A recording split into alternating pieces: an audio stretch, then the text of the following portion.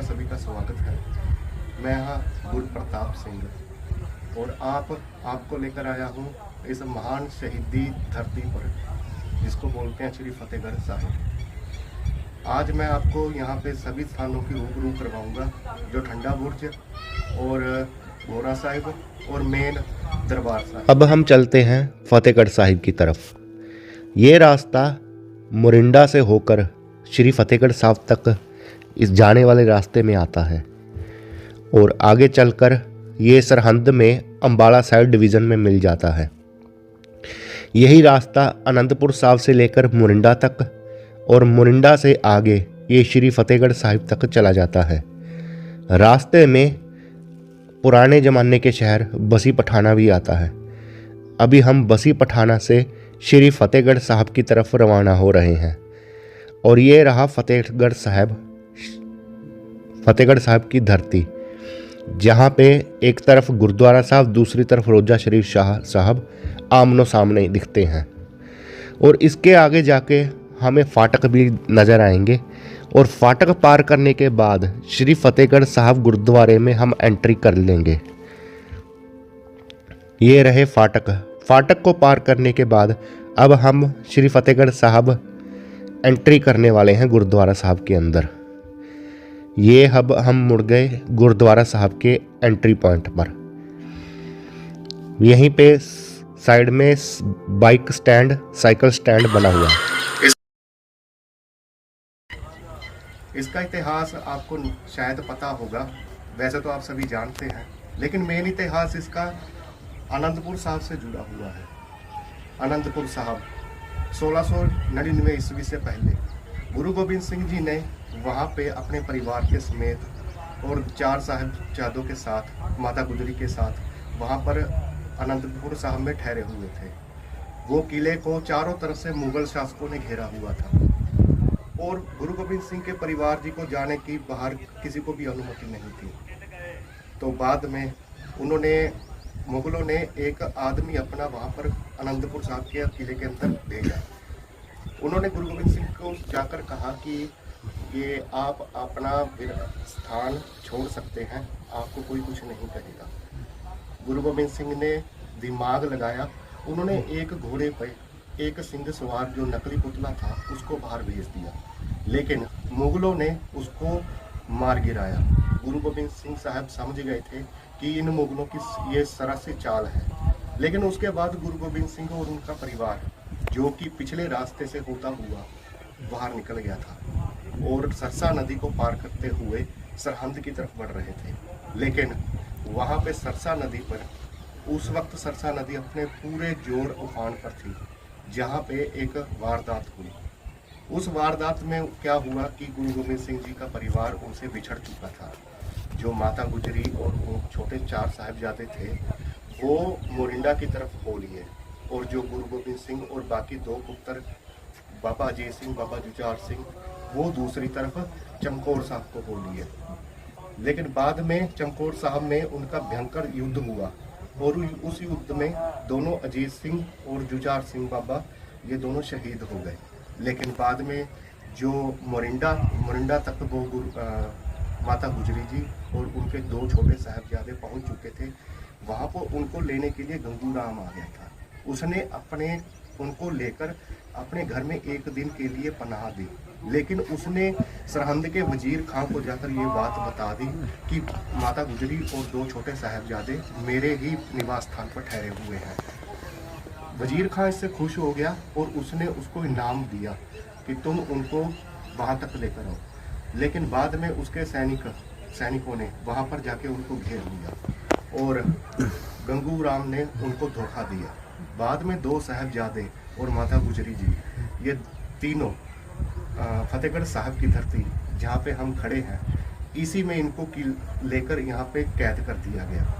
लेकिन उनको बाद में यातनाएं दी गई कि तुम्हें मुस्लिम धर्म अपनाना होगा। लेकिन धर्म पे अड़िग रहने के कारण उन्होंने मुस्लिम धर्म नहीं अपनाया। उसके बाद कई यातनाएं दी गई। यहाँ पे दूसरे दिन, तीसरे दिन, चौथे दिन कचहरी लगती रही, लेकिन वो अपनी बात पे टस से मस न हुए और आखिर में उनको एक फतवा जारी कर दिया गया।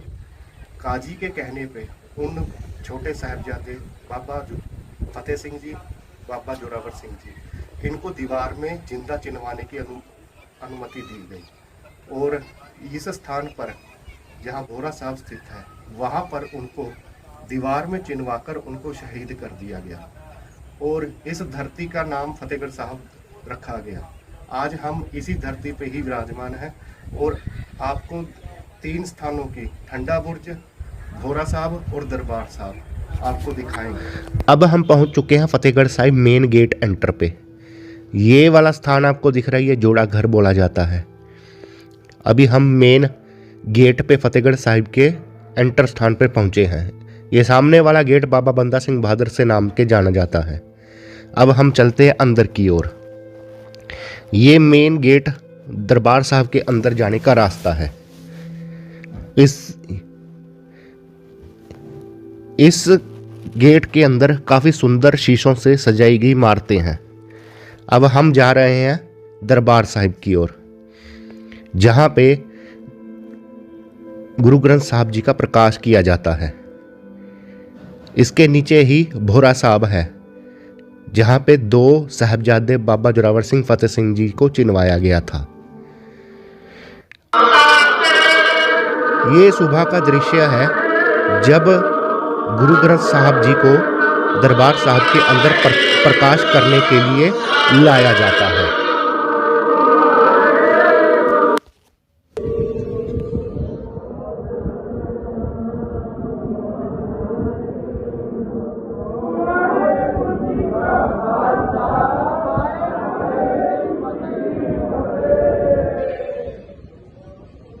दर्शन परसेय जन्म मरण दुख होवै सिफत नूर अरसा कुरसा तुद डिठे सचे मल जन्म जन्म दे सजन सचा शीरशाह दे जिस पास बैठिया सबना दावे।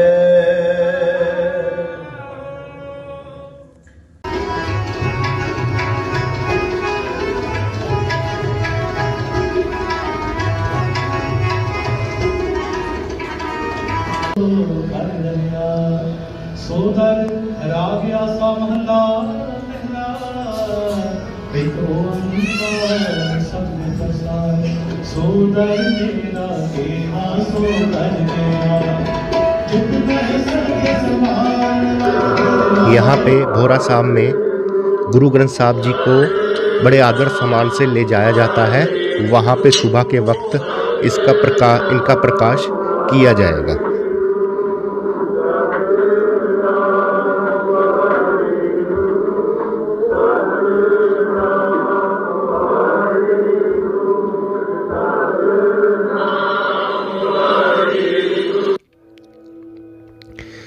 इसके बाद हमने भोरा साहब में माथा टेका और दर्शन किए। इसके बाद हम सरोवर साहब की तरफ चल पड़े।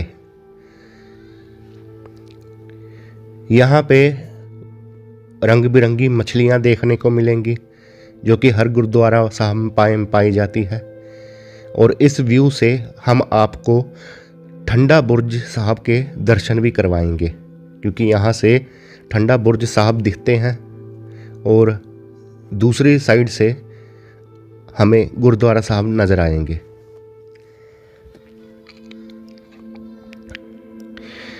यहाँ भी हमने माथा टेका और यहाँ रंग बिरंगी मछलियाँ बड़ी मन भावुक लगती हैं।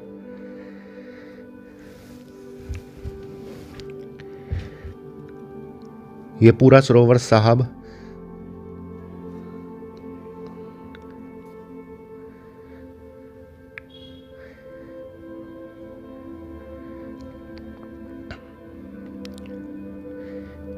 इसके बाद हम चल पड़े ठंडा बुर्ज साहब उसकी तरफ। ठंडा बुर्ज साहब उस वक्त जब इनके दो साहबजादे और माता गुजरी जी को यहाँ पर रखा गया था, तब ये स्थान बहुत ठंडा था। चारों तरफ से हवा के फाफे शरीर को ठंडक लगा देते थे, लेकिन उन्होंने अपनी हार नहीं मानी। वो अपने धर्म पे अड़िग रहे। अड़िग रहने के कारण ही आज हम आज़ादी की ज़िंदगी जी रहे हैं।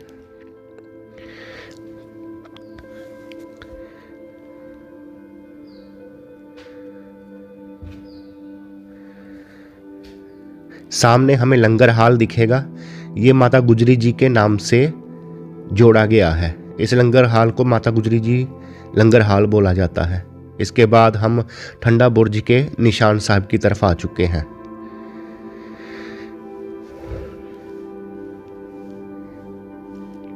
ये मेन फ्रंट दीवार और दरवाज़ा श्री ठंडा बुर्ज साहब जी का मेन दरवाज़ा है।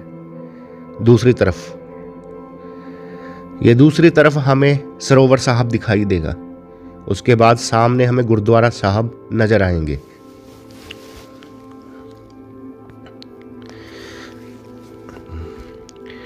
अभी शाम का वक्त हो गया है, तो हम मेन बिल्डिंग अपनी मेन ड्यूटी के पास आ गए हैं। यहाँ से पूरे गुरुद्वारा साहब का व्यू बड़ा अच्छा दिखता है।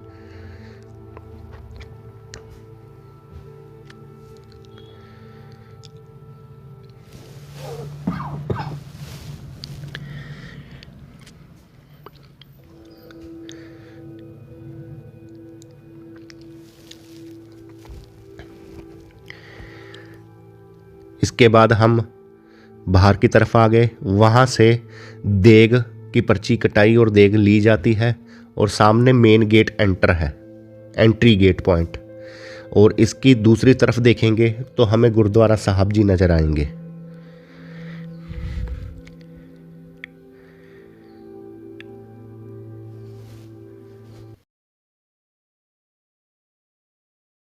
यहीं पर दो छोटे साहिबजादों जी ने शहीदी प्राप्त कर ली थी, लेकिन उनके शरीर को अंतिम संस्कार के लिए वजीर खां इजाज़त नहीं दे रहा था।